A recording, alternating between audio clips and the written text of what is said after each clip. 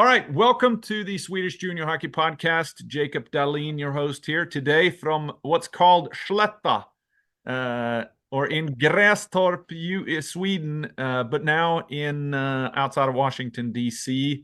Max Nystrom, welcome to the podcast. Thank you, sir. Thank you for having me. This episode is brought to you by Scandlux, your home for Scandinavian luxury products for the U.S. market. You can find us at scandlux.com.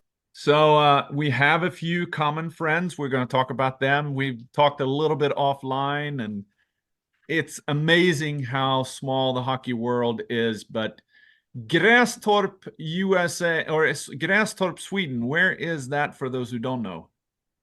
So Grastorp, Sweden is in the southwest of Sweden, an hour and 10 minutes north of Gothenburg, I'd say. Yeah. It's a small town where hockey really is the biggest thing in town. Yeah. Awesome town and kind of farmland country, a lot of pig farms, flat land, wheat and grain fields. Yeah. Some rolling hills, but and what else is the nearest bigger city? Linköping, perhaps? So I think the closest bigger city is Trollhättan and Lidköping. Okay. And I'm actually from Trollhättan, but I play hockey in Grastorp. We won't hold that against you. So. Yep. So let's talk a little bit about that, because you grew up playing in Trollhättan. So when did you move to, or when did you start playing with Grastorp? So in my 16U year, we had like our teams play together, like we kind of combined and played together as one team, because there were not enough players for having two teams. So we kind of had like players from both teams play together, and that was my 16U year. And then after that, my first year of juniors in Sweden, my J18 year, I started playing for Grastorp fully. But that's a smaller, much smaller town than Trollhättan. That's kind of weird. Yeah, for sure. Like I think there's like 65,000 people in Trollhättan, and Grastorp maybe have 7, 8, 9,000. Yeah, but a nice rink there. I've been to that rink myself. Yep. And of course, I have friends that are living in outside of Grastorp. Right. But let's talk about that team. So I pulled it up here. The U16 team. Simon Niska was leading the team, who just played with my son in Mariestad. Played ettan there and is finishing the year now back in Grastorp with Division 2. Grastorp in the senior team there. Yeah. Me and Niska, we played together in Trollhättan when we were younger. He's a year younger than me, but he was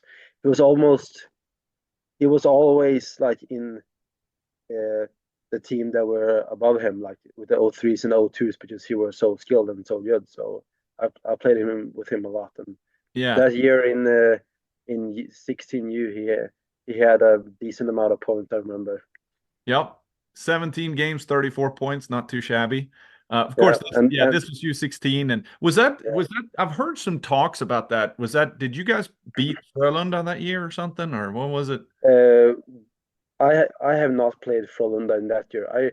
I know the year after, when Simon Niska was the last, like the 16U age.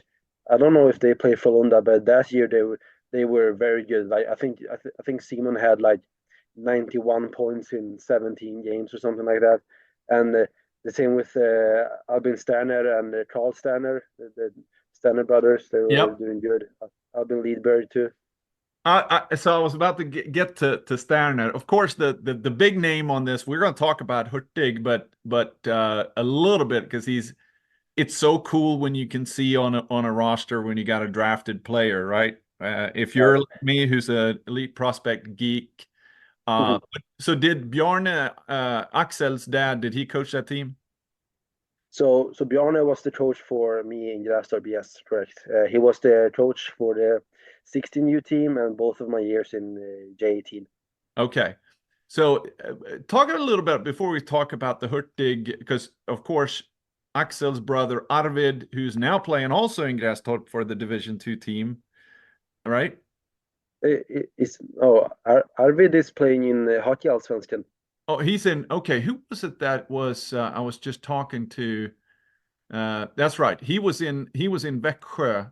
That's right. So he was playing in Växjö, and then he got a contract with the SHL team there. And I think after Christmas, he started playing with Kalmar in Hockey Allsvenskan. Yes. And that was Arvid Hurtig, the 03.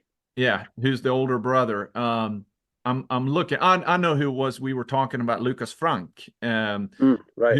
Who's from Falköping, and he is playing for Grastorp Division 2 now, I believe. Correct. And hoping to get his sister Felicia, who's a goalie, probably one of the top goalies in Sweden. Yep. I believe she's an 05. She's an 05 and plays in Brynäs, and she's going to Quinnipiac to play. I heard she got a scholarship or something like that.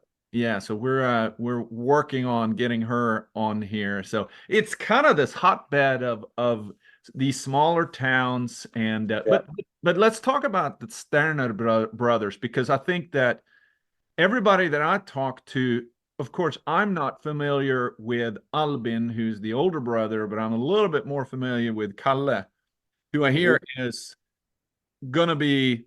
What's your opinion? You played with him. Is he an 08? Kalle is an 06. 06. So when I was playing in my 16U year in Grastorp, he was 13 years old, and you could already see then that it's gonna go good for him. Like, he was such a skilled player, and he was smart, and he was big already then. He was 13 years old, and after that, after 2 years in Grastorp, he took the step to Frölunda to play with the U16 elite team there. Yeah, and of course played for the has played a very, very vital part in the national team for all the way through there. And I guess he is playing. Is Martin Dahlin still coaching that U18 team? Not the national team, I think. Okay, I couldn't remember if he was still involved. Also, originally a Grastorp product, right? True. Yeah. And that's our mutual connection there with Johan, his brother, of course. So you talked to me after. So I'm going to spill the beans to those who are listening. I think you told me that the best coach you ever had was who? Bjarne Hurtig, for sure. Yeah. So why is that? Talk about Bjarne, who's not, for those who are in the hockey community in Sweden, knows who Bjarne is, but he's not been at the national team level and that kind of stuff, right? Right. So Bjarne Hurtig, he was my coach, as I said, for 3 years in Grastorp, and it's, how should I say this? Like, him as a coach, he's very understanding, and he sees what you need to improve on, because his experience in playing in the top leagues in Sweden and playing hockey for a lot of years, I feel like he knows how to develop players in another way, and that's what I know he saw in me. And I was his captain for 2 years in the J18 team, so we came pretty close, developing myself and trying to get the team as far as possible. Yeah.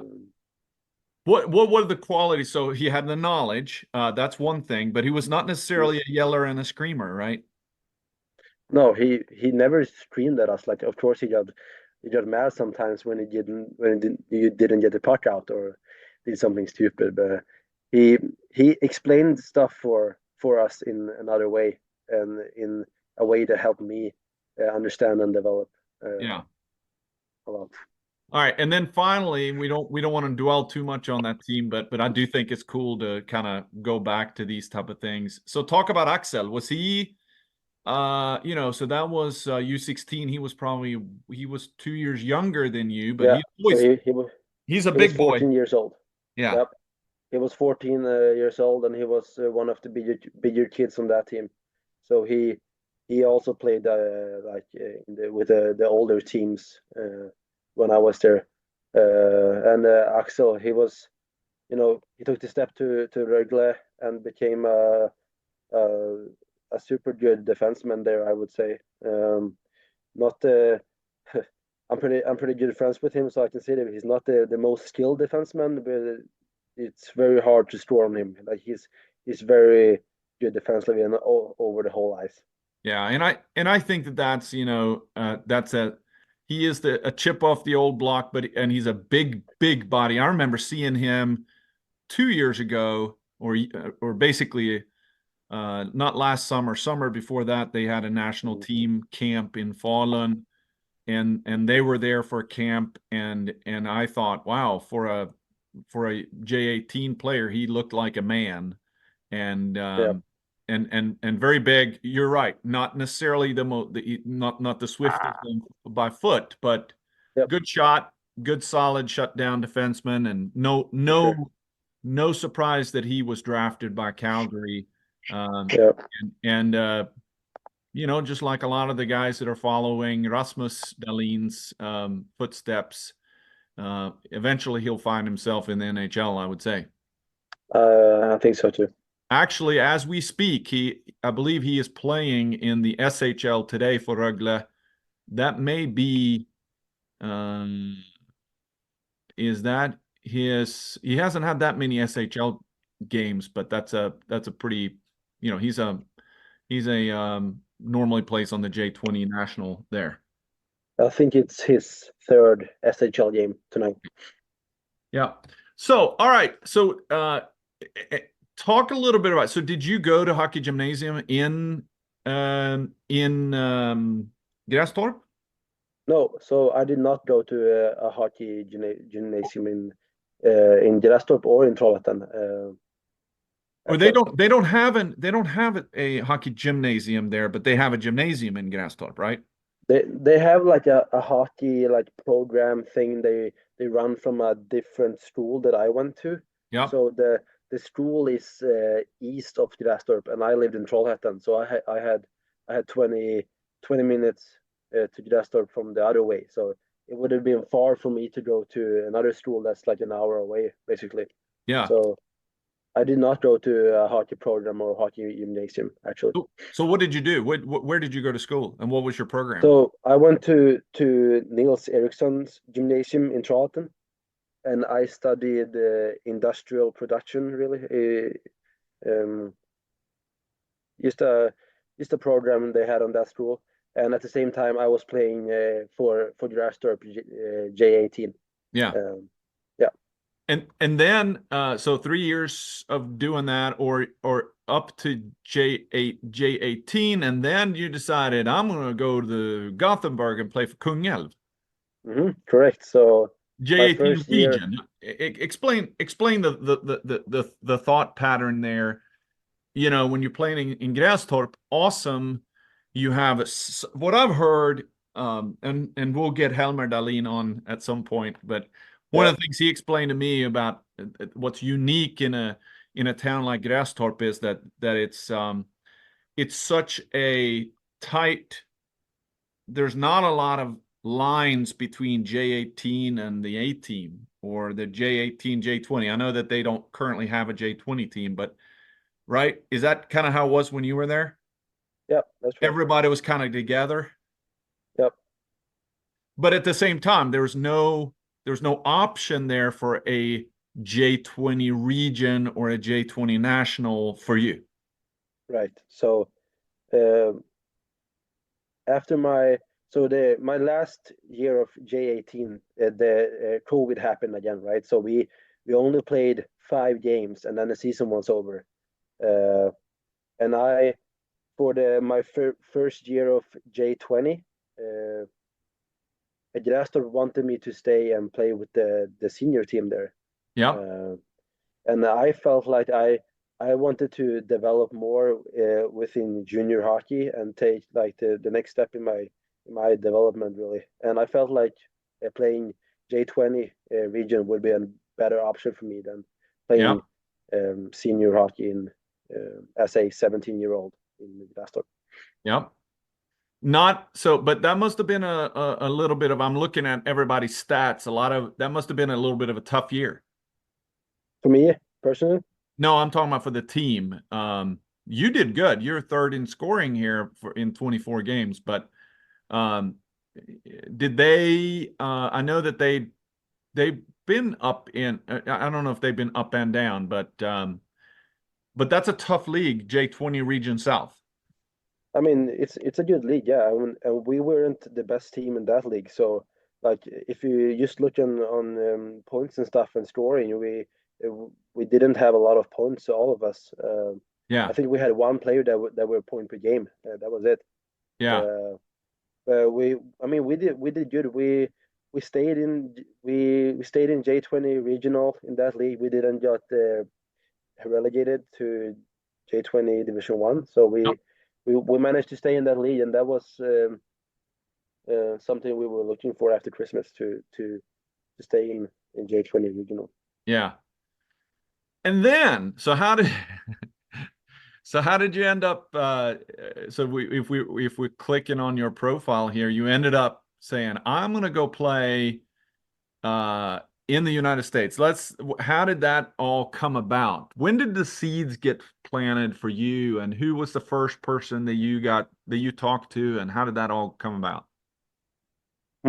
So I would say it all started like when I was like 10 or 11 years old. We went to the States on vacation and we watched two NHL games, and I felt like I really wanted to play hockey in the States because it seemed like a cool thing.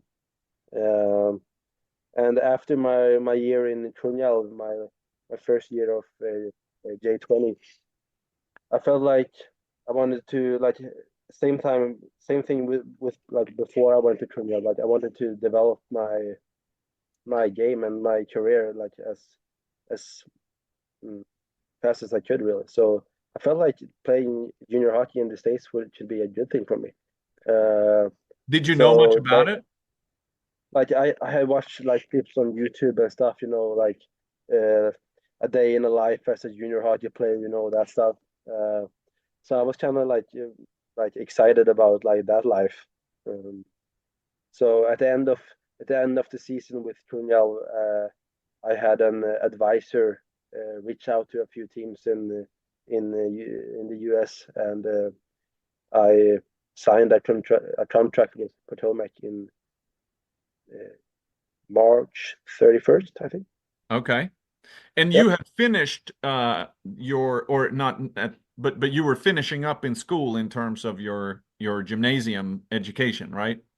Right. So I was doing my third year and my last year of the gymnasium before I graduated in June that Yeah, year. which for those who are listening outside of Sweden, gymnasium is kind of like high school, but plus another year. It's Mm. not equivalent, but it's still, it doesn't give you necessarily any extra credits if you're going to go play college or if you're going to go to college in the US, but uh but typically it's 3 years post ninth grade. So it's 12th grade, but it's really 1 year older than the US high school um, uh, student in the equivalent. Correct. Yeah. So, all So right. And who was your advisor then? so I had Sebastian Grönborg on Scan American. Yep. And who places a lot of kids over here in different programs, and there's not that many in the US that kind of has those connections, and he's kind of the West Coast guy, right? Yep. And then you got McCarthy that works with Future Stars Academy, who's not an advisor, but he runs camps there that does a really, really good job in kind of connecting people and has a lot of experience. And I think is a those guys know the ropes and these type of things. So what was was that kind of on your own, or was that kind of, how was that discussion with your parents? Because you're still kind of a young guy and you said, "Hey, I want to do this." Yep. I And they mean, said, they wanted me to do what I wanted. Like if I wanted to go have fun playing junior hockey in America for 1 or 2 years, they supported that. But of course, obviously they were gonna miss me. But uh, my dad said like you only you only get this chance once. Like you can't do this when you're 26. It's Yeah. pretty hard. Yeah. But it's not cheap, right? So, I mean, what goes into, of course, the US programs here, they kind of like bringing Swedes in, and you may not have, everybody doesn't necessarily pay the same, and it can be, USPHL can be really expensive, right? Let's Mm. talk about that a little bit. So I've heard uh, people in this league pay a lot of money to play here. A lot of money for me, like as a Swede. So obviously that Ridiculous was amount of something. money for a Swede. Yeah, I mean, it doesn't sound like on Americans like that's a lot of money, but for me, like personally, that would be a lot of money. But that was obviously something I thought about before I came here, like the amount of money I would have to spend. Yeah. Yep. But at the same time, because in comparison, when you're playing in Kungälv or Grastorp, what were your fees? We paid one fee at the start of the year that was like 500-600 bucks, and that was it. Yeah. Yeah, Bus trips are paid for, and okay, you may have to sell some bingo lotto yeah, tickets and toilet paper and yep, uh um not sure what else to help with fundraising, but it's really you know, why is it so different is Grastorp, Kungälv, a lot of these teams, they have lots and lots of volunteers. The ice is provided by typically the community rink, so the cost of right, ice is not as expensive, and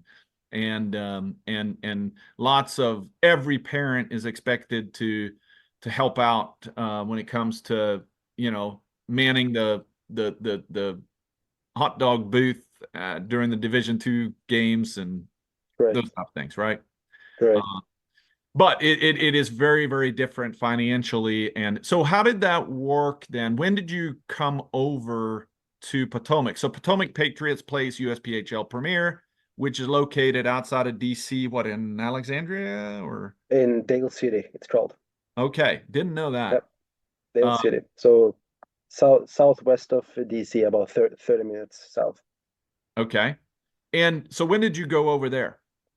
So I came to DC on the 1st of August, really, on 2022. So that year in August. Yeah. And no school at that time, right? Or did you do any kind of studying? No, so when I played junior hockey last year, I didn't do any school. It was just basically hockey, Yeah. and I didn't have a job, so I, like no school, no job, just hockey. That was the life. In a new country, as a Swede. Not bad. Right, right. But you had, what kind of visa did you have then? Was that like an F1 or something? I had a B1, B2 visa. B1, B2. It's been 30 years from now for me, so I can't remember all that stuff. Right. Um, and billet, or what was your living situation? Yeah. So we all stay in billet families, like a kind of like a host family. Yep. Uh, so we have someone to come home to, really, and we pay them an amount every month for food and housing. Yeah. Roommate, did you have a roommate or were you by yourself?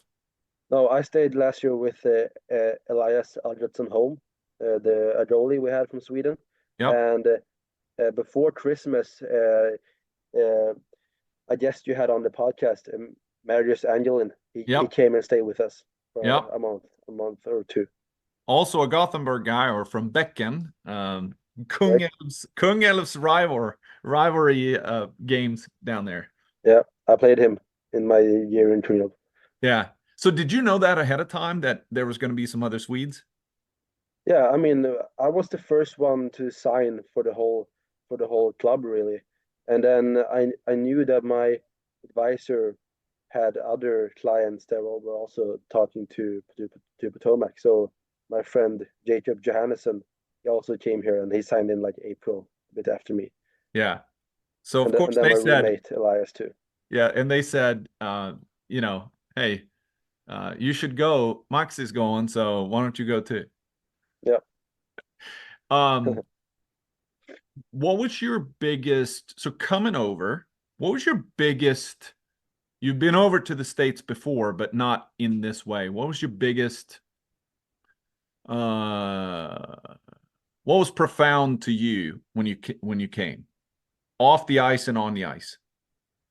So I would say on the ice, it's obviously a lot more physical than Swedish hockey. Yeah, You know, I would say you that. gotta be smart. You gotta be smart when you have the puck. You can't skate with your head down in the ice because something bad could happen. Yep. Yep. Uh, And but different that and was different also rules something. too. Different rules when it Yeah, comes. different rules. Yep. In Sweden, if you hit 1 second late, it's a penalty, right? It's not like this over here. But that's also something that I took into my game and tried to develop, like the game, like around the boards, you know, behind the net, like the battles and all that. Um, and I would say off the ice, I mean, uh, I personally I really like Americans. Like I think that Americans are nice people. Like and enjoy talking to. Like if you see someone out in like at a mall or at a restaurant, like you know everybody say hi. Like you say hi to each other and you're nice to people. And But that's not unfamiliar. That's kind of how it is in Grastorp. I mean, I in never Grastorp, yeah, I've never met a person from that area that wasn't friendly. true. In Grastorp, it is like that for sure. But if you go to bigger towns, it's like. If you see someone like out downtown, you don't really say hi to everybody like that. Yeah. Yeah. But and then this next year, so if we let's be frank here, your first year with USPHL Premier. Let me get to that. You had 17 goals, 32 assists in 41 games, so more than 1 point per game. You went to the playoffs. You probably had a blast that year. I mean, it was a good year for sure. I really enjoyed being here last year Yeah. with all the Swedes we had and the coaches here and the coaching staff and owners. It was a fun season. Yeah. And then you decided next season I want to continue my development, right? So what was that like in terms of your okay, now I'm over here, and did you know much about the other leagues here? Because you ended up, so fast forward, you ended up going to Pueblo Bulls with NCDC. And but take us back to kind of that thought process of as you're going through the 22-23 season, you're having a good year. When did you start thinking about, hey, I want to stay another year? So I would say really, I'd say maybe after Christmas sometimes I felt like I wanted to try another year over here. And obviously I didn't want to stay at the same level. I want to keep developing and go to the next level, right? And I felt like if I'm a point per game guy in this league, I could probably fight for a spot in the NCDC or not. Yep. So when I came back to Sweden in April after the season with Patomac, I went to the showcase that Dan McCarthy has up in Stockholm. Okay, so you The did go up there. the Future Star Showcase. Yeah. Yeah, so it's funny how I didn't know that, and it's such a common thread. I mean, you're probably like the sixth guest that is playing here in the U.S. or Canada that has gone through Future Stars Academy or Future Stars Showcase. Those Yep. showcases, talk about that because, you know, um, uh, first of all, not everybody get to go, right? Right. So there's an invitation like they don't take everybody. Uh, I know they even say no to some players that are too good for the showcase because they will just be the highlight of the whole showcase. But yeah, it's up in Knivsta, Stockholm, and you go up there and you play 4 games. You have 4 practices, and there's scouts and coaches from the US watching you every time you're on the ice. And okay, you probably were told that ahead of time, right? Did you only go once? I only went this summer, yeah. So Yeah. in May 2023. Yeah, so May 2023. So it's really good timing. I mean, right now we're as we're recording this, we're at the end of February, and people are starting to, and it may already be full by the time this gets released, which is going to be in a couple of weeks. It's probably full, but you know, I think in this, when we're talking about junior hockey, there's so much information, and so there's advisors left and right, and this program, that program, this camp, and not all are good, right? Correct. And everybody says we're going to give you exposure, and you're going to get scouted, and we're going to get you looks and stuff like that. Did you have some skepticism about going there, or like, will this really be worth it? I mean, of course you think about it, but at the same time, I like it's proven that they can get players over to the States, right? They had a lot of clients that have played junior hockey in the States before, so I was like, why not? And I would rather go to a showcase in Sweden than going over to the US to go to 4 different main camps, like for Yeah. NAL and NCDC teams. Well, talk about then. So how did you do in the, so you played on some teams, but at the same time, the teams were, I mean, it's not like the main thing was for you to win the games and win the tournament that is going to get you over there. It's going to be, they're going to look at who's this kid and Mhm. is this something I'm interested in, right? Yeah, at the showcase, you don't really, at least not me. Like I didn't play to win the hockey game. You know, I played to show myself as a hockey player and show all my skills really. So did that result in you getting in touch with NCDC? Yeah, I mean, at the same time, so the Pueblo Bulls they signed an affiliation with the Patomac Patriots, and Nice. that happened last spring. And so around this time in May 2023, that summer. And I had a few teammates there that were tendered by the Pueblo Bulls, and I felt like Pueblo were somewhere that I wanted to play for. Seeing seeing online all their fans, and you know that division seemed kind of cool. So And that year was the first year in the NCDC for them, right? yeah, so they were in the expansion division from the Premier up to the NCDC in the West. Yeah. And so let's talk about that next. So NCDC, Pueblo Bulls, not Washington, D.C. It's a bit different for sure. It's a it's Where is a Pueblo? So Pueblo is located 2 hours south of Denver in Colorado. So yeah, for sure, a bit different from Washington D.C. But for you being, okay, now you've been on the, I mean, because if you're playing in Potomac, that's like suburb of the big city, and it's not countryside, Right. right? I mean, I know that some of it you can get out there, but it's really, you know, every fast food, every restaurant, every shopping center, every corner looks about the same. And it's the same Yeah. over there as it is in Boston, as it is in Raleigh, North Carolina. They're all the same. It's just Yeah. different sizes, right? Hmm. But Colorado looks different, feels different, is different. Yeah. I mean, like around the city of Pueblo, we had mountains and like desert, really. Yeah. But We but didn't what have an that in awesome DC. what an awesome experience for you to be able to go and be somewhere different and in a different culture as well.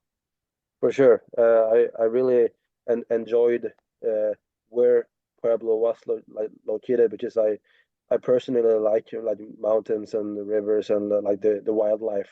Yeah. Um, yeah. So what was the biggest difference there? I know that you had, of course, some bad luck. I mean, bad luck with injury, and that kind of derailed what your plans were. We'll talk about, but okay, the process of going playing in the USPHL versus NCDC, it is a big step up, right? What do you I think? mean, I would say so. Yeah, Uh, because I had to go to their main camp, right? And that was in the beginning of August last year. And when I went there, I didn't know if I was gonna make the team or not. Like that's how May camps work. Uh, I know I wanted to try to play in the NCDC for sure. So I went there with an open mind to I could grab a spot, and ended up being on the training camp roster. Yeah. And so when did you get hurt? So uh, first time I got hurt was like second week of training camp. Oh, Yep. Um, that then it was my left groin that was hurting. yeah. You don't really need a Yep. groin playing hockey anyway, right? True. You don't need a groin to skate at all.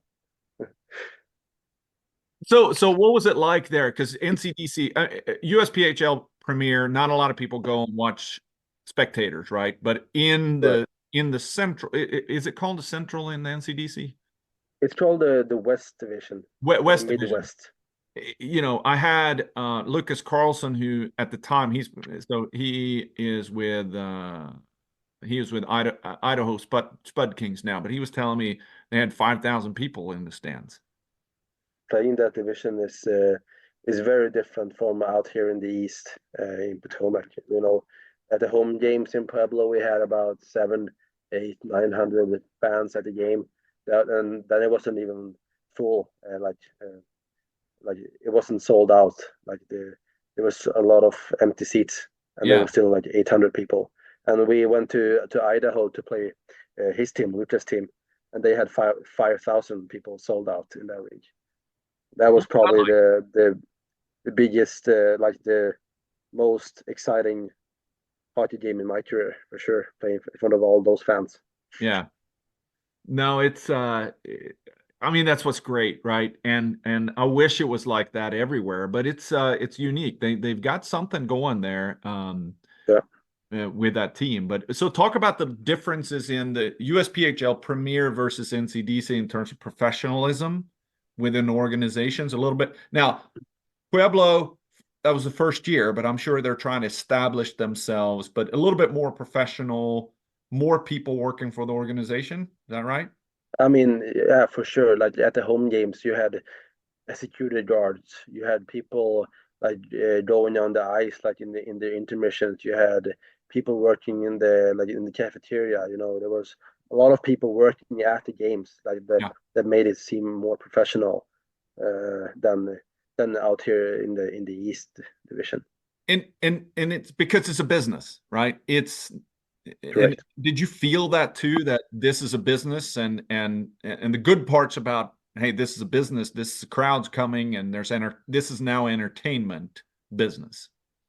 I mean, like all those, like the fans and all the workers at the rink, they made it feel more professional because it was more of a business. You know, they had fans and all that. Like they gotta make the fans have a good experience at the game. So that's Yeah. what they were working for.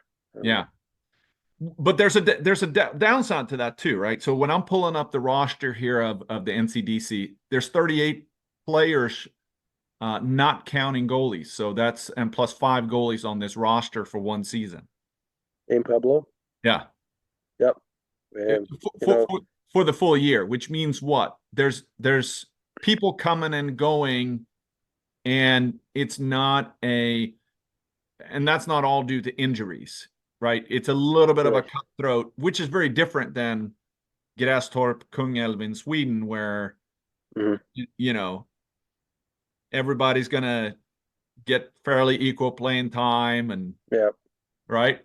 I mean, at this level, at the tier two level in the states, you are replaceable, like every time, really. Like if you if if you don't do your job, there's someone else that can do it instead of you, right? Yeah, And that's different from from Grastorp and Kungälv, as you said, like and Sweden, and also tier three in America. It's not the same thing.